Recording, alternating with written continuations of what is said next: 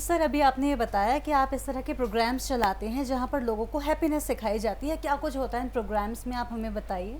जी बिल्कुल, हमारे 2-3 प्रोग्राम्स होते हैं। एक हमारा प्रोग्राम होता है मेंटल डिटॉक्स के नाम से, ओके बिल्कुल फ्री, ओके, कोई चार्ज नहीं होता। अच्छा हम सिर्फ वहाँ पर क्योंकि लोगों के माइंड में ना बहुत सारे लोगों के टेम्पोरल लोब, लोगों के pre frontal cortex, amygdala, hypothalamus, सब ऐसी मेमोरीज से भरे हुए हैं। मैंने बोला, अभी आपने सवाल पूछा चैलेंज, जी, उस वर्ड से कुछ रिलेटेड इमोशंस हैं, बिल्कुल। ठीक वैसे ही हमारे माइंड में बचपन से लेके आज तक हजारों तरह के इमोशंस पड़े हैं। किसी के साथ चाइल्ड अब्यूज किया गया है, किसी को उसके पेरेंट्स ने इक्वालिटी नहीं दी, कि उस इमोशन से उस बच्चे ने अनवर्दीनेस की फीलिंग डेवलप कर ली। आपको पता है जी, ज्यादातर केसेस में लड़कियों के साथ होता है, उस लड़की ने अनवर्थ की मैं हुई नहीं कुछ, उसकी सेल्फ वर्थ को डिमोलिश कर दिया हुआ है आपने। बिल्कुल।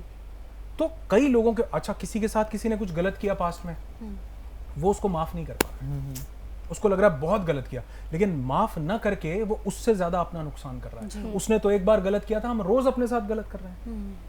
ये जो इमोशंस, नेगेटिव इमोशंस हमारे अंदर पड़े होते हैं, हमारा सबसे पहला प्राइमरी काम होता है कि हम इमोशंस को, इनको बाहर निकालें। जैसे बॉडी का डिटॉक्स है जी, मेंटल डिटॉक्स करवाएं, क्योंकि आधी से ज्यादा बीमारियां जो क्रॉनिक इलनेसेस हो रही हैं, ये साइकोसोमैटिक हैं, सिर्फ स्ट्रेस की वजह से, नेगेटिव इमोशंस की वजह से क्रिएट हो रही हैं। तो पहला उद्देश्य ये है कि लोगों के दिमाग से इस स्ट्रेस को, इन नेगेटिव फीलिंग्स को, अनवर्दीनेस की फीलिंग को, नेगेटिव इमोशंस को, ट्रॉमास को।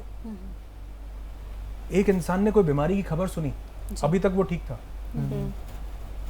सुनते ही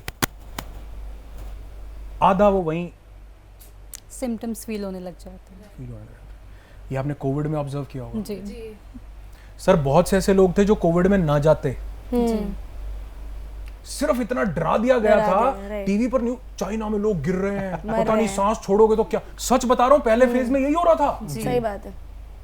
अगर आप उस व्यक्ति को ये ना बताते ना कि कोविड, तुमको खांसी जुकाम हुआ है, आप ये इसको साइकोसोमैटिक क्यों बोलते हैं? साइको मतलब ब्रेन, साइकी मतलब ब्रेन, और सोमा मतलब हमारी बॉडी। हमारा ब्रेन जो है, हमारे थॉट जो है, पूरे बॉडी को इन्फ्लुएंस कर लेते हैं। जी, तो कहीं ना कहीं नेगेटिव इमोशंस लोगों को बड़ी बड़ी बीमारियों की तरफ लेकर के जा रहे हैं। ये मैं नहीं बोलता, आज मेडिकल साइंस भी बोल रही है। जी, इसी को प्लेसिबो से ठीक किया जा रहा है। जी, जी, तो हम मेंटल डिटॉक्स करवाते हैं, माइंड को रिलैक्स करते हैं, बढ़िया विजुअलाइजेशंस करवाते हैं, लोगों को वो टेक्निक सिखाते हैं कि वो अपनी जिंदगी में स्ट्रेस को खत्म कर सकें।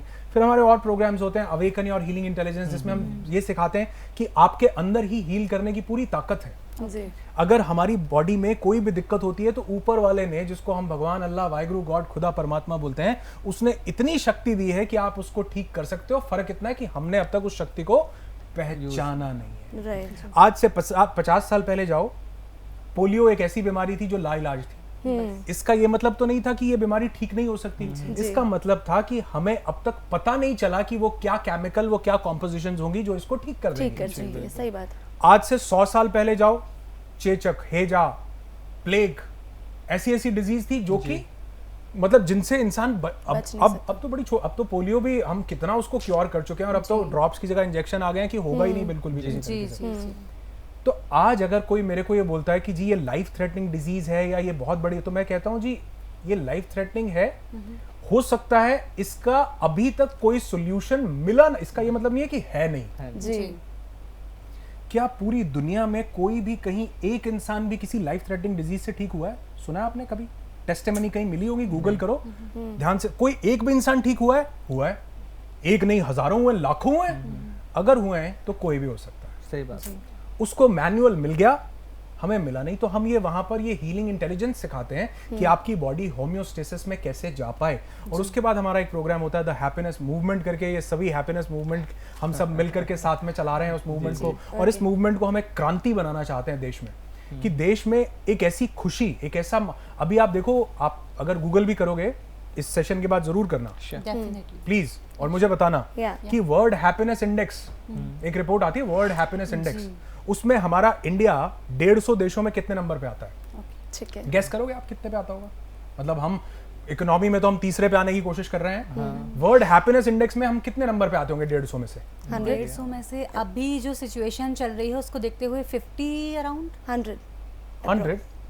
बोली और लगाई जाए, थोड़ी बढ़ाया जाए। No idea please. हम 126वें नंबर पर आते हैं। ओके। हमारे पड़ोसी मुल्क हमसे आगे हैं, जिनको हम समझते हैं कि भैया हैप्पीनेस इंडेक्स में। जी। और ये 2024 की रिपोर्ट बता रहा हूँ। अच्छा 2023 में या 24 एक साल में 136वें नंबर पे थे, एक में 126वें पे थे, उससे पहले 2022 में 120 से ऊपर ही थे, और कभी भी हम 110 से नीचे गए नहीं। ओहो। इसी की वजह से जो लाइफ एक्सपेक्टेंसी रेशो है वो हम उसमें बहुत पीछे हैं, सही बात।